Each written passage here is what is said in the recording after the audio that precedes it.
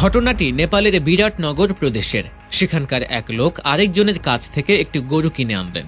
সদ্য কেনা গরুটিকে তিনি বাড়ির উঠানে বেঁধে রাখলেন। রাত নামলে সবাই যখন ঘুমিয়ে পড়েছে, এরপর শুরু হয় অবাক করা কিছু ব্যাপার। সেদিনের পর থেকে প্রতিদিন রাত যত গভীর হতে থাকে, অন্ধকার যত বাড়তে থাকে, সেই সাথে বাড়তে থাকে অনেকগুলো কুকুরের সমস্বরে ঘেউ ঘেউ শব্দ।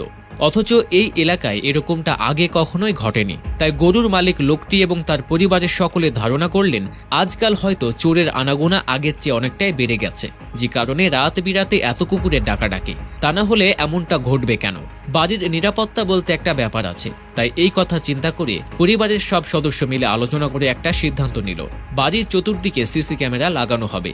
সিদ্ধান্ত অনুযায়ী কাজ করা শুরু হলো। ঠিক পরদিন বাড়ির মালিক সিসি ক্যামেরা কিনে আনতে শহরে চলে গেলেন। এরপর বাড়ির চতুর্দিকে ক্যামেরাগুলো লাগিয়ে সব ব্যবস্থা করে সেগুলো চালু করে দিলেন। কিন্তু বাড়ির কেউ কোনোদিনও স্বপ্নেও কল্পনা করতে পারেনি যে সিসিটিভিতে তাদের জন্য কি অপেক্ষা করছে। পরদিন সবাই সিসিটিভি ফুটেজ চেক করতে গিয়ে যা দেখতে পেল তা দেখে সবারই চোখ কপালে ওঠার অবস্থা।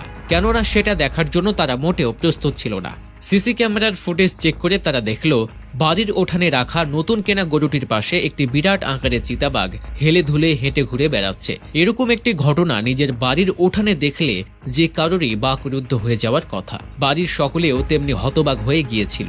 নিজের চোখকেও যেন বিশ্বাস করার মতো অবস্থা ছিল না তাদের। বিভিন্ন জল্পনা কল্পনার পর তাদের মনে যেসব প্রশ্ন জাগে তা হলো, এ চিতাবাঘ প্রতি রাতে কেন গরুটির চারপাশে শুধু ঘোরাঘুরি করে? কেন সে গরুটিকে শিকার করে না? সবাই মিলে এ প্রশ্নের উত্তর খুঁজতে শুরু করলো। যার কাছ থেকে গরুটি কেনা হয়েছিল উত্তর জানতে সবাই সোজা সেই লোকটির কাছেই চলে গেল। অবশেষে সেই লোকটির কাছ থেকে পুরো ঘটনার ব্যাখ্যা একদম পরিষ্কারভাবে পাওয়া গেল। মূল ব্যাপারটি হচ্ছে, এই চিতাবাঘটির জন্ম হওয়ার মাত্র কিছুদিন পরেই তার মা চিতাবাঘিনী কোনো এক কারণে প্রাণ হারায়। কোনোভাবে এই গরুটি তার খোঁজ পায় এবং নিজের কাছে রাখে। আর তারপর থেকেই চিতাবাঘটি এই গরুর দুধ খেয়ে এই পৃথিবীতে টিকে আছে। তাই চিতাবাঘটি তাকে পৃথিবীতে বাঁচিয়ে রাখা সেই দুধমাকে কখনোই ভুলে যায়নি।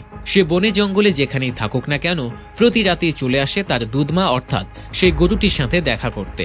সে এসে তার মা অর্থাৎ গরুটির গা ঘেঁষে বসে থাকে, চারপাশে ঘোরাঘুরি করে, আর গরুটিও তাকে মায়ের মতো পরম স্নেহে আর ভালোবাসায় আগলে রাখে। অবুঝ প্রাণী এরা, তবুও তারা কৃতজ্ঞতা প্রকাশ করে।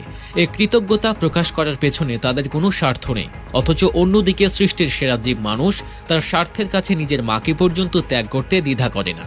তাই এসব অবুঝ প্রাণীর কাছ থেকেও আমাদের শেখার অনেক কিছুই বাকি। দর্শক, ভিডিওটি বেশি বেশি শেয়ার করে দিন। পেজের নতুন দর্শক হলে ফলো করে সাথেই থাকুন। ধন্যবাদ।